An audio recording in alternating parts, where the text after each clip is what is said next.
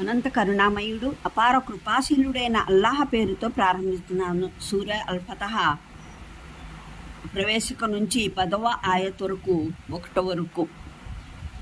ఖురేష్ దుష్ప్రచారం మూలంగా ఇస్లాంకి వ్యతిరేకంగా జన్మించిన ద్వేషం తగ్గిపోయింది. 10 ఏళ్లకు గాను నిరుద్య సంధి జరగటం మూలాన ముస్లింలకు శాంతి ప్రాప్తమైంది. వారు అరేబియా చుట్టుపట్ల ప్రాంతాలంతా విస్తరించి ఇస్లాం ప్రచార కార్యక్రమం చేపట్టారు. ఇస్లాం అతివేగంగా వ్యాపించసాగింది. హుదైబియా ఒప్పందానికి పూర్వం 19 ఏళ్ల కాలంలో ఇస్లాం స్వీకరించినంత మంది దాని తరువాతి 2 ఏళ్లలో స్వీకరించారు. ఇది ఆ ఒప్పందం శుభఫలమే. హుదైబియా సందర్భంలో ప్రవక్త శ్రీ సల్లల్లాహు అలైహి వసల్లంతో పాటు వచ్చిన వారు కేవలం 1400 మంది మాత్రమే. ఆ తర్వాత 2 ఏళ్లకు ఖురేష్ ప్రజలు ఒప్పందాన్ని ఉల్లంఘించినందుకు ప్రవక్త శ్రీ సల్లల్లాహు అలైహి వసల్లం మక్కా విజయానికి బయలుదేరినప్పుడు ఆయనతో పాటు 10,000 మంది సహచరులు ఉన్నారు. ఖురేష్ పక్షాన యుద్ధ విరమణ జరిగిన తర్వాత ప్రవక్త మహానీయులు సల్లల్లాహు అలైహి వసల్లంకు తన ఆధీన ప్రాంతాలలో ఇస్లామీయ రాజ్యాన్ని పటిష్టపరుచుకోవడానికి ఇస్లామీయ శాసనం పైన అమలు జరపడం ద్వారా ముస్లిం సమాజాన్ని ఒక పరిపూర్ణమైన సంస్కృతి నాగరికతల రూపునివ్వడానికి తగినంత అవకాశం ప్రాప్తమైంది. ఇదే ఆ మహోన్నత వరప్రసాదం. దీన్ని గురించే మాయిదా సూరా 3వ ఆయత్లో అల్లాహ్ ఇలా వక్కాణించాడు: నేడు మీకై మీ ధర్మాన్ని నేను పరిపూర్ణం చేశాను, నా వరప్రసాదాన్ని నిశ్శేషంగా అందజేశాను, ఇస్లాంను మీ కొరకు మీ ధర్మంగా ఆమోదించాను. వివరణ కొరకు చూడండి ఖురాన్ అవగాహన సంపుటి 2 మాయిదా సూరా ప్రవేశిక పాదసూచిక 15. ఖురేష్తో సంధి కుదిరిన తర్వాత దక్షిణ ప్రాంతాల విషయంలో తృప్తి ప్రాప్తమైనందువల్ల కలిగిన మరో ప్రయోజనం ముస్లింలు ఉత్తర అరేబియా మధ్య అరేబియాలోని విరోధీ శక్తులను అతి సునాయాసంగా లోబర్చుకోగలిగారు. హుదైబియా ఒప్పందం జరిగిన 3 నెలలకే యూదుల మహా గొప్ప కోట ఖైబర్ వశమైంది.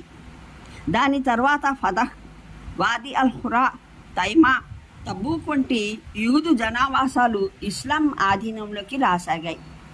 తర్వాత మధ్య అరేబియాలోని తెగలన్నీ యూదులతోనో ఖురేష్ ప్రజలతోనో ఒడంబడికాదారులైన వారు ఒక్కొక్కటిగా విధేయతాబద్ధమవసాగాయి.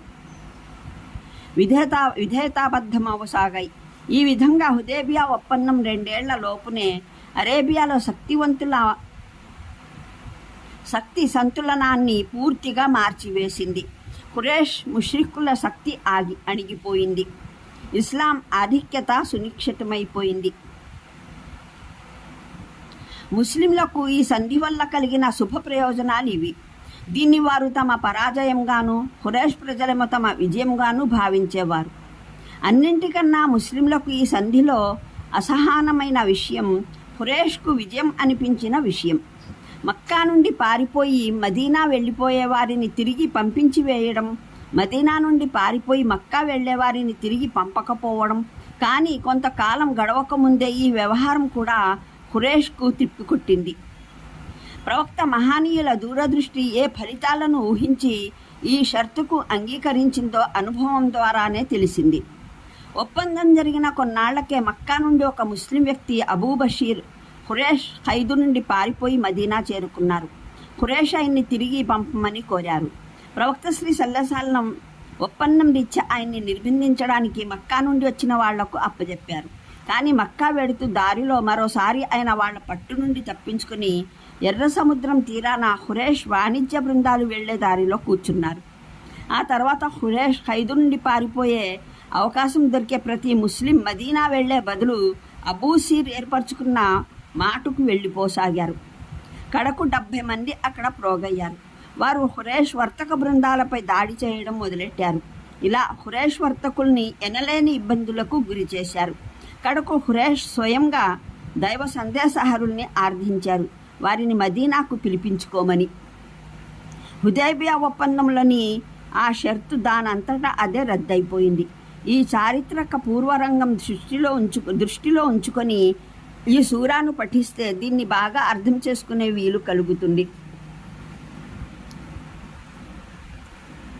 1వ ఆయత్. ప్రవక్త, మేము నీకు స్పష్టమైన విజయాన్ని ప్రసాదించాము.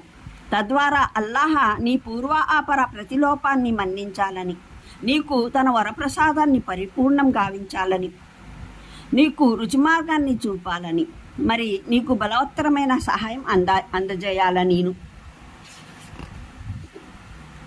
ఆయనే విశ్వాసుల ఆంతర్యాలలో ప్రశాంతతను అవతరింపజేసినవాడు. తద్వారా వారు తమ విశ్వాసంతో పాటు మరింత విశ్వాసాన్ని వృద్ధిపరచుకోవాలని.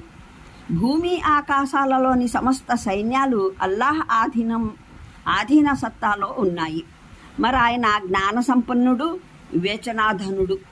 ఆయన ఈ పని చేయడానికి కారణం తద్వారా విశ్వాసులైన పురుషులను, స్త్రీలను శాశ్వతంగా నివసించేందుకు స్వర్గాలలో ప్రవేశింపజేయాలని.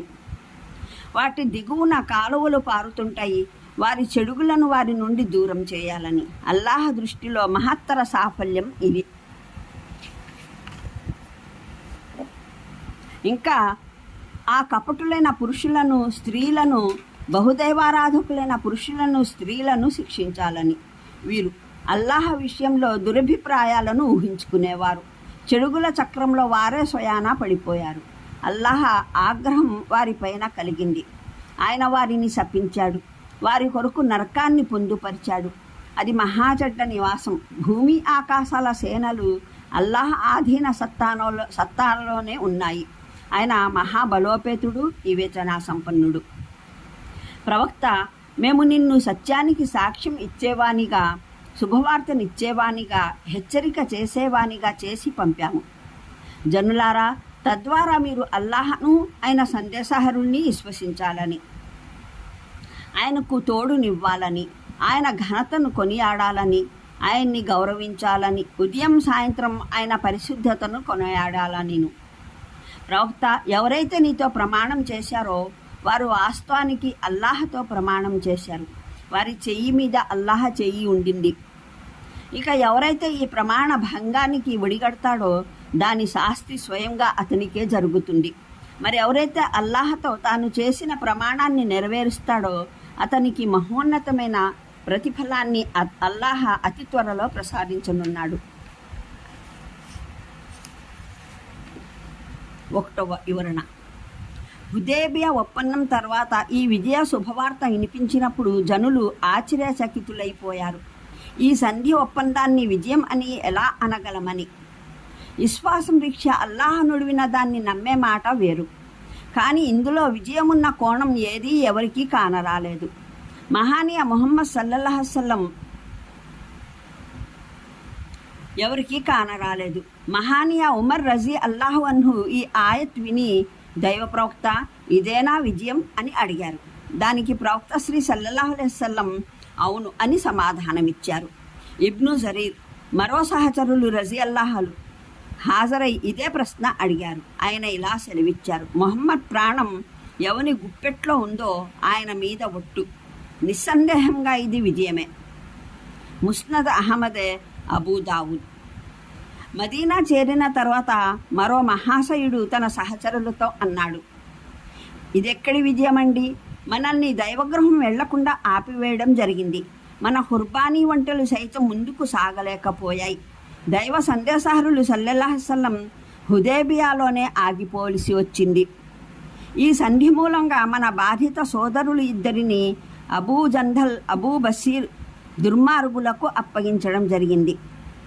దైవ ప్రవక్త సల్లల్లాహు అలైహి వసల్లంకు ఈ మాట అందగానే ఆయన ఇలా సెలవిచ్చారు, ఇది చాలా తప్పైన మాట. వాస్తవానికైతే ఇది మహా విజయం.